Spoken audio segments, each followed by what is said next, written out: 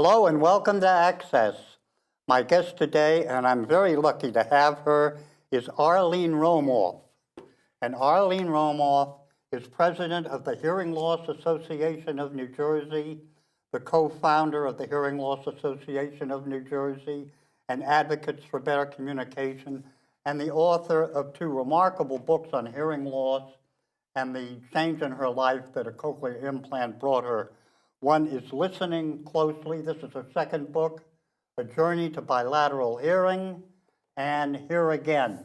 Now, Arlene, in one of the reviews of your books that I read on the internet, and this is Back to Life with a Cochlear Implant, this is the second book, I believe, it said that this is a book about joy and the wonder of small things. Now, what did you mean about the wonder of small things? Tell us about what came back with your hearing and the cochlear implant. What came back with my hearing with the cochlear implant? Well, I could write two books about that. Well, what were the wonders? I did. Yeah. What people don't quite realize is how important hearing is to their everyday activities. And they don't really understand the impact of that until they start to lose it. And I lost my hearing gradually over a period of 25 years. And when I had no hearing left, I got a cochlear implant. As an adult, you started to lose your hearing. As an adult, I had normal hearing until about the age of 20, and then it started to diminish very gradually. And little by little, I could do less and less. Had hearing aids, assistive devices, all sorts of things that allowed me to still function. But with a diminished amount of hearing, there is a limit to what devices and even just strategizing can do until you just can't function anymore. At that point, I got a cochlear implant. The technology was not pioneering, but it was fairly new, 1997. Well, Now, those little things. Well, what is a cochlear implant? Oh, what is a cochlear implant? Well, in both of my books, I say a cochlear implant is a miracle. It's a device that allows a deaf person to hear. Now, what does that mean? That's the end result. And I am totally deaf, and yet we're having this conversation. In a very relaxed way. In a very relaxed way. Yeah. I have two cochlear implants, one in each ear. This is what they are and what they do. I've met people who I ask, well, if you were to think about it, if there was a device that would allow a deaf person to hear, really in the biblical sense, like allowing a blind person to see, this allows a deaf person to hear conversation, to hear music. Wouldn't you think that's a miracle? Yeah. And wouldn't you think you should know about that? And they said, yeah. But then they don't. I can't imagine, you cannot imagine how many people have no idea what these devices are. So I'm going to tell you, because you're asking. It's a surgical implant. Okay, there are two components. I'll show you the outside component. This is the outside here. It looks like a hearing aid, but you can see there's a little bit more to it. It's a dedicated computer.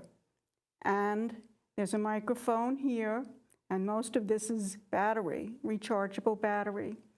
The sound is picked up by the microphone, processed in here, and it delivers coding up through this wire. Now, how does this part get to that part? This is a magnet. Now, under my scalp is the implanted part of it, the cochlear implant.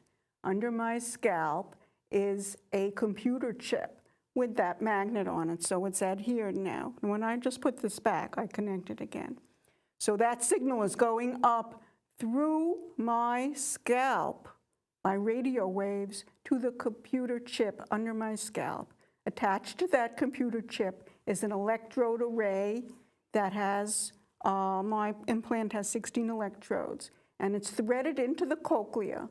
And when the computer chip gets that signal, it tells those electrodes how to fire thousands of times per second to stimulate the auditory nerve at the base of the cochlea and give the signal directly to the brain. Well, the cochlea is kind of often equated with the heart, isn't it? With different strings at different pitches. So the cochlea is what interprets the pitch of speech, right? So as I'm speaking, I'm talking between, say 100 hertz and 12,000 hertz. And so the cochlea is thereby allowed to interpret the different pitches that are coming in due to this device. Is that sort of what's happening?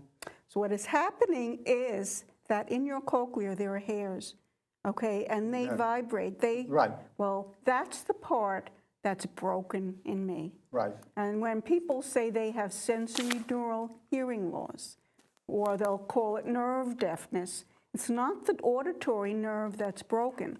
It's these hair cells that are in the cochlea that are not responsive Right, anymore. okay. They're damaged, so they can't stimulate the auditory nerve.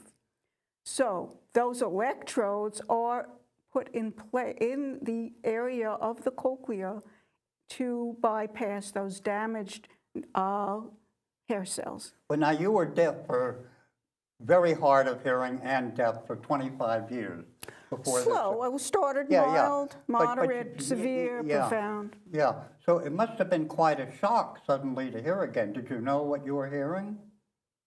Well, a cochlear you have to learn implant to is hear not again? like glasses. You can't just put them on and everything is clear. It's not like that. Hearing is a brain thing, and you're dealing with an auditory nerve that, in my case, hadn't heard certain pitches for decades, hadn't heard certain sounds in a very long time, and it had to relearn how to perceive the stimulation it was getting to interpret it as sound. But I'm a late deafened adult. I had normal hearing growing up, so I was considered a very good candidate that would benefit from a cochlear implant right away. And the day of my activation of that first cochlear implant, I did indeed understand speech that day. Things sounded a little weird, a little warpy, kind of like Donald Duck, but gradually that disappeared and things began to sound normal again. But that first day, I actually could understand my husband without looking It at must him. have been thrilling. It's Yeah. you have to say miracle. I mean, yeah. we're in there, can't believe, and going into that activation, I couldn't believe that this could possibly be true. And that's pretty much what people with cochlear implants, getting them now, also think. You can't really believe, how could that be? That there's a device that can allow a deaf person to hear, but it is true. There is opposition to cochlear implants among some people in the deaf community, isn't there? They feel that deaf is kind of an ethnicity and that they should remain deaf and use the sign language. Have you encountered anything like that? Any resentment that you have your implant from people who are deaf? I have conversations, I had an interesting conversation with a woman just 2 weeks ago. She was culturally deaf. Culturally deaf means that they use sign language as their main means of communication.